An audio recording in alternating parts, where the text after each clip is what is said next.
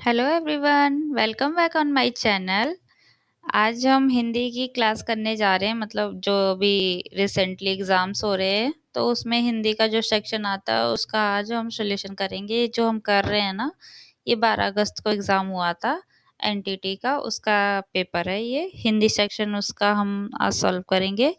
Class start करने से पहले आप लोग चैनल को सब्सक्राइब कर दीजिएगा और वीडियो को लाइक कर दीजिएगा। कोई भी इशू हो, कोई क्वेश्चन हो तो आप लोग मुझसे कमेंट करके पूछ सकते हैं। चलिए आज की क्लास हम स्टार्ट करते हैं।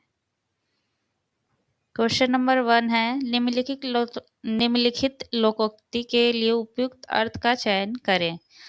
अंधा पीसे कुत्ता खाए। अंधा पीसे कुत्ता खाए। इस लोकोक्ति का अर्थ लिया जाता है कि कोई व्यक्ति अपनी मजबूरी के कारण तो परिश्रम करता है, लेकिन उसका जो लाभ होता है वो कोई और ही उठा लेता है। जैसा एक अंधा व्यक्ति है, वो पीस रहा है, कुछ भी आटा पीस रहा है, गेहूँ कुछ भी पीस रहा है, लेकिन उसको कौन खा जा रहा है? कुत्ता, क्योंकि अंधा व्यक्ति तो देख नहीं पाएगा कि कौन है साथ में, या तो इस वजह से जो कुत्ता है वो लाभ उठा रहा है अंधे व्यक्ति का। तो इसमें आप लोग ऑप्शन देखते हैं। अभागा सुख से वंचित रह जाता है, नहीं। छोटे बड़े को उपदेश देता है, नहीं। अंधे व्यक्ति का फायदा कुत्ता उठा लेता है, एक की मजबूरी से दूसरे को लाभ हो जाता है। तो फोर्थ जो ऑप्शन वो करेक्ट है। अंधे व्यक्ति की मजबूरी है कि वो अंधा है, परिश्रम कर रहा है, लेकिन जो उसका लाभ है, जो वो पीस रहा था, वो कुत्ता खा ले रहा है। तो करेक्ट ऑप्शन हमारा फोर्थ है। क्वेश्चन नंबर 2 है, दिए गए वाक्य में उचित कारक का प्रयोग कर वाक्य पूर्ण करें। पिताजी खाना बनाना है। तो मैंने आप लोगों को बता रखा है, किसी के लिए जब किया जाता है तो उसमें हमारा संप्रदान कारक आता है, और संप्रदान कारक की विभक्ति होती है के लिए। पिताजी के लिए खाना बनाना है। करेक्ट ऑप्शन हमारा सेकंड हो जाएगा इसका। इसमें आपको वाक्य उचित कारक का प्रयोग करके वाक्य पूर्ण करना है। दिए गए वाक्य में उचित कारक का प्रयोग कर वाक्य पूर्ण करें। यहाँ पे डैश लगा लेना आप लोग। मेज के बाद मेज डैश फल रखे हैं, तो क्या होगा इसमें? मेज ने से के पर, तो इसमें ना ने होगा, से और के भी नहीं होगा। करेक्ट ऑप्शन हमारा फोर्थ हो जाएगा, मेज पर फल रखे हैं। क्वेश्चन नंबर 4 है, दिए गए वाक्यों में से सही वाक्य क्रम का चयन कीजिए। उसके भाई का नाम शशिकांत है, फर्स्ट ऑप्शन। उस भाई उसके नाम शशिकांत है, का भाई उसके नाम शशिकांत है, भाई उसके नाम शशिकांत है। तो ये जो सेंटेंस है ये प्रॉपर सेंस क्रम नहीं दे रहे। करेक्ट ऑप्शन हमारा 1 होगा, जिसमें हमें अर्थपूर्ण वाक्य पूरा लग रहा है। क्वेश्चन नंबर 5 है, निम्नलिखित लोकोक्ति के लिए उपयुक्त अर्थ का चयन करें। कोयल होए ना उजली सो मन साबुन लाई। इसमें ये जो लोकोक्ति है इसका प्रयोग एक तरीके से किया जाता है कि कोई इंसान कैसा भी हो, बाहरी तौर पे तो उसको बदला जा सकता है, लेकिन जो उसका आचरण है ना, वो बहुत ही मुश्किल से, जो करैक्टर होता है वो बहुत ही मुश्किल है कि उस पे बदला जाए। चाहे उसको आप साबुन लगा दो, चाहे मेकअप कर दो, चाहे कुछ कर दो, वो जैसा है उसका चरित्र वैसा ही रहेगा। उसको चेंज करना बहुत मुश्किल होता है। जैसे कोयल काली है, अब उसको आप कितना भी साबुन से रगड़ के नहला दो या कुछ कर लो, उसकी उसका फिर भी जो कलर है वो ऐसा ही रहेगा, उसकी जो आवाज़ है वो ऐसी ही रहेगी। कौवा जैसा है वो ऐसा ही रहेगा। तो चरित्र नहीं चेंज किया जा सकता। तो इसका देखते हैं हम। मिथ्या आडंबर, स्वभाव नहीं बदलता, स्वार्थी व्यक्ति है, चंचल मन। तो इसमें सेकंड ऑप्शन बिल्कुल ठीक है, स्वभाव नहीं बदलता। कोयल को कितना भी साबुन से रगड़ लो, कुछ नहीं बदलेगा, वो ऐसी की ऐसी ही रहेगी, उसका स्वभाव भी वैसा ही रहेगा। क्वेश्चन नंबर है 6, दिए गए वाक्यों में से सही वाक्य क्रम का चयन कीजिए। उसकी दुरावस्था देखकर दया आ गई, ऑप्शन फर्स्ट। ऑप्शन सेकंड देखते हैं, गई उसकी दुरावस्था देखकर दया। उसकी थर्ड ऑप्शन है, उसकी आ गई दुरावस्था देखकर दया। फोर्थ ऑप्शन है, उसकी देखकर दया आ गई दुरावस्था नहीं। जो करेक्ट ऑप्शन है वो हमारा 1 होगा। इसमें हमें अर्थपूर्ण वाक्य इसी में दिख रहा है पूरा प्रॉपर, ये पढ़ते ही समझ आ जाते हैं। क्वेश्चन नंबर 7 है, निम्नलिखित में से द्विज शब्द का अर्थ क्या है? तो द्विज जो शब्द का अर्थ होता है ना, हम इसका ऑप्शन से देखते हैं। स्थिल, स्थिल का जो अर्थ होता है वो आलसी होता है, सुस्त होता है, मतलब सुस्त होना, आलसी होना, किसी काम को करने में मन नहीं लग रहा। सैनिक आप लोगों को पता है, जो हमारी रक्षा करते हैं सैनिक, उनके लिए बूंद, जो पानी की बूंदे होती हैं उसके लिए इस्तेमाल किया जाता है चंद्रमा। करेक्ट ऑप्शन जो द्विज है ना, वो चंद्रमा का शब्द का उसका अर्थ है, द्विज का अर्थ है चंद्रमा। एक तरीके से पर्यायवाची आप बोल सकते हैं। क्वेश्चन नंबर 8 है, नीचे दिए गए वाक्य के किस भाग में त्रुटि है? तब हम लोगों को हंसी आती है, तब हम लोगों को हंसी आती है। इसमें एक वाक्य लिया गया है किसी चीज का, तो उसमें इसमें हमें किस भाग में त्रुटि है वो बतानी है। हम लोगों को हंसी तब आती है, तो इसमें जो ऑप्शन है ना सेकंड ठीक होगा। हंसी पे हमारा चंद्र बिंदु लगता है, हंसी इस तरीके से होती है। क्वेश्चन नंबर 9 है, दिए गए विकल्प में से क्रिया विशेषण के उचित भेद को चुनकर वाक्य पूर्ण करें। अध्यापक ने सुबह बच्चों को पढ़ाया, वाक्य में डैश क्रिया विशेषण है। अध्यापक ने सुबह बच्चों को, इसमें देखिए आप लोग सुबह की बात हो रही है, किसकी बात हो रही है? सुबह की। तो स्थानवाचक नहीं है, परिणामवाचक भी नहीं है, रीतिवाचक भी नहीं है, इसमें कालवाचक। जब हमें समय का आभास करा जाता है तो उसमें हमारा कालवाचक क्रिया विशेषण का प्रयोग किया जाता है। स्थानवाचक में स्थान का होता है, परिणाम में परिणाम किसी मात्रा की बात होती है, और रीतिवाचक में क्रिया को करने का तरीका बताया जाता है। क्वेश्चन नंबर 10 है, दिए गए वाक्य के किस भाग में त्रुटि है? यदि साहित्य को सौंदर्य की मूर्त अभिव्यक्ति कहा जाए तो कालिदास उसके सबसे श्रेष्ठ मूर्तिकार कहे जा सकते हैं। अभिव्यक्ति सही है, साहित्य भी सही है, मूर्तिकार भी सही है। जो वर्तनी गलत है ना आप लोगों की, वो करेक्ट है ऑप्शन नंबर 4 में। कालिदास की जो वर्तनी होती है वो इस तरीके से लिखी जाती है, कालिदास, इस तरीके से कालिदास लिखा जाता है। करेक्ट जो होता है ये इस तरीके से होता है, ना कि बड़ी की मात्रा आती है। क्वेश्चन नंबर 11 है, निम्नलिखित विकल्पों में से कौन सा एक विलोम युग्म सही है? सही देखना है हमें। अत्यधिक, अत्यल्प, अब अभ्यास, प्रतिमुख, अवनी, अंतिम, आलोक, व्यय। तो जो इसमें करेक्ट वर्तनी है ना, वो जो विलोम है वो है फर्स्ट वाला, अत्यधिक, अत्यल्प, ज्यादा और कम होना।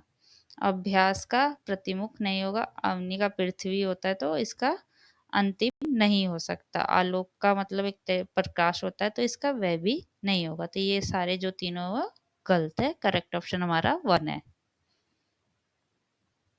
क्वेश्चन नंबर 12 है, निम्नलिखित विकल्पों में से कौन सा एक विलोम युग्म सही है? अवशेष, अंबर, आहूत, आहत, अर्पण, ग्रहण, उत्कृष्ट या उत्कर्ष। तो इसमें जो करेक्ट ऑप्शन है ना ये है अर्पण, मतलब अर्पण करना, किसी को देना। ग्रहण करना मतलब खुद खा लेना। तो करेक्ट है ये। इस तरीके से विलोम शब्द अब पूछे जा रहे हैं, तो आप लोगों के लिए विलोम शब्द भी इम्पोर्टेंट है, आप लोग अच्छे से करिएगा। क्वेश्चन नंबर 13 है, निम्नलिखित रेखांकित वाक्यांश के लिए विकल्प में से एक शब्द का चयन करें। मोहन हर काम को जरूरत से ज्यादा देर में करने वाला है।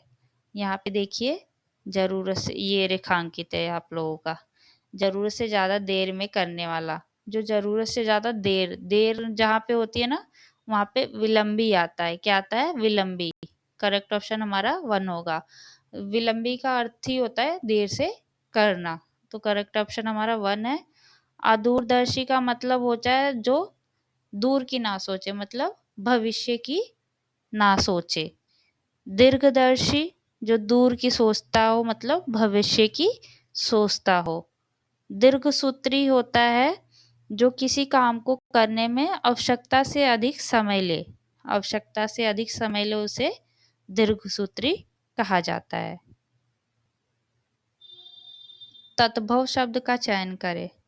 तद्भव शब्द वो शब्द होते हैं जो संस्कृत के शब्दों में बदलाव के साथ हिंदी में प्रयोग किए जाते हैं, उन शब्दों को हम तद्भव शब्द कहते हैं। तो देखिए आप लोग, कपड़ा हमारा तद्भव शब्द है, ऑप्शन नंबर 1 ही हमारा करेक्ट है। कटुक हमारा संस्कृत का है, कपट भी हमारा संस्कृत और कपूर भी हमारा संस्कृत का है। ये तीनों जो शब्द हैं ये तत्सम हैं, ये हमारे तत्सम शब्द हैं। फर्स्ट ऑप्शन जो हमारा करेक्ट है वो हमारा तद्भव है। क्वेश्चन नंबर है 15। कुबेर का बगीचा, निम्न वाक्य के लिए एक शब्द कौन सा है? नल, कुंवर, चित्ररथ, विस्त्र या पुष्पक।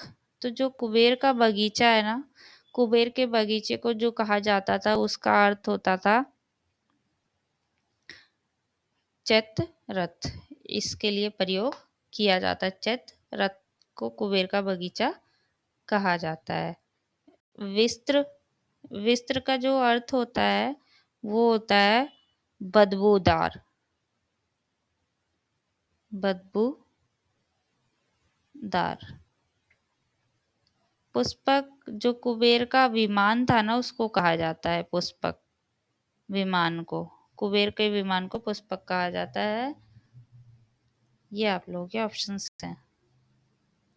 अब हो गया हमारा गद्यांश स्टार्ट हो गया है, या तो आप लोग मेरे साथ ही पढ़ लीजिएगा गद्यांश को, या वीडियो को पॉज करके आप लोग गद्यांश अच्छे से एक बार रीड कर लीजिएगा। दिए गए गद्यांश के आधार पर निम्नलिखित प्रश्नों के उत्तर दीजिए। मैं सारे काम करती हूँ, सातों दिन हर वक्त काम करती हूँ, काम में पिसने घोर परिश्रम से यहाँ कोई बचाव नहीं। एक महिला ने इस प्रश्न का उत्तर दिया, तुम क्या काम करती हो? और मेरी पत्नी कोई काम नहीं करती, वह घर पर है।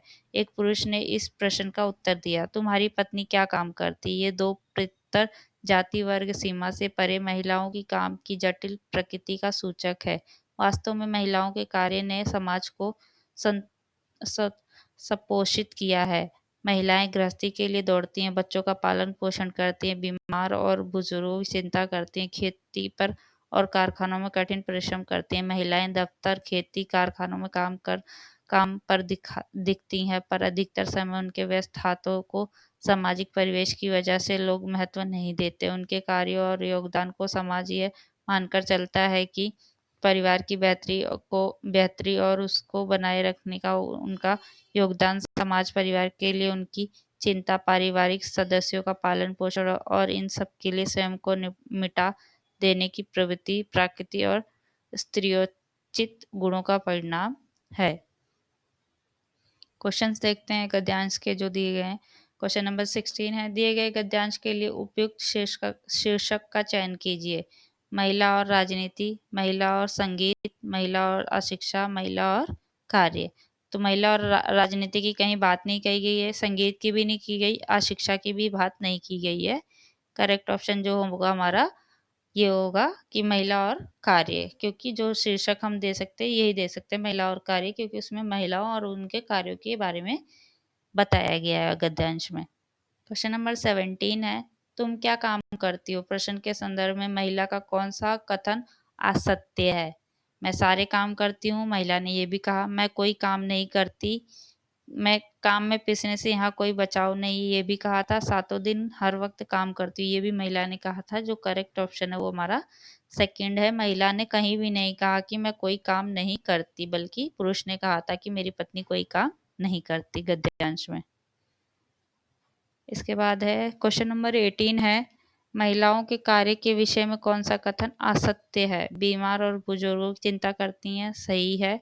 जो महिलाएं वो बीमार और बुजुर्गों की चिंता करती है, गद्यांश में बताया गया है। बच्चों का पालन पोषण भी करती हैं, महिलाएं गृहस्थी के लिए दौड़ती हैं, ये भी बोला गया है। महिलाएं प्रत्येक कार्य से डरती हैं, ये गद्यांश में कहीं भी बात नहीं करी गई। तो करेक्ट ऑप्शन, असत्य पूछा तो जो करेक्ट ऑप्शन है वो हमारा फोर्थ है कि महिलाएं प्रत्येक कार्य से डरती हैं। क्वेश्चन नंबर 19 है, वाक्य में प्रयुक्त पत्नी का पर्यायवाची शब्द होगा। पत्नी का रजनीपति, पंगा, वसुधा और कलत्र। तो जो पत्नी का पर्यायवाची होता है, रजनीपति का जो होता है वो होता है, एक बार हम इनके देख लेते हैं। चंद्रमा का है ये पर्यायवाची, रजनीपति चंद्रमा का पर्यायवाची है। रजनी का होता है रात से लिया जाता है, तो चंद्रमा का पर्यायवाची है रजनीपति। उसके बाद है अपंगा। अपंगा जो होता है वो हमारा पृथ्वी, और वसुधा भी हमारा पृथ्वी का ही होता है। जो करेक्ट ऑप्शन है वो हमारा फोर्थ है। पत्नी का पर्यायवाची कलत्र होता है, और भार्या भी कहा जाता है पत्नी को। भार्या, भार्या हो गया, कलत्र हो गया, पत्नी के ये सारे पर्यायवाची हैं। क्वेश्चन नंबर है 20। गद्यांश में प्रयुक्त जटिल का विलोम शब्द होगा। जटिल, चेतन, मरण, सरल और पराजय। तो जटिल, जटिल मतलब कठिन होना, और उसका होता है विलोम सरल। करेक्ट ऑप्शन हमारा थर्ड है। ये आप लोगों की आज हिंदी की क्लास थी। कोई भी क्वेश्चन में डाउट हो तो आप लोग मुझसे कमेंट करके पूछ सकते हैं। वीडियो को सब्सक्राइब कर लीजिएगा, और चैनल को सब्सक्राइब कर लीजिएगा, और वीडियो को लाइक कर दीजिएगा आप लोग। Thank you.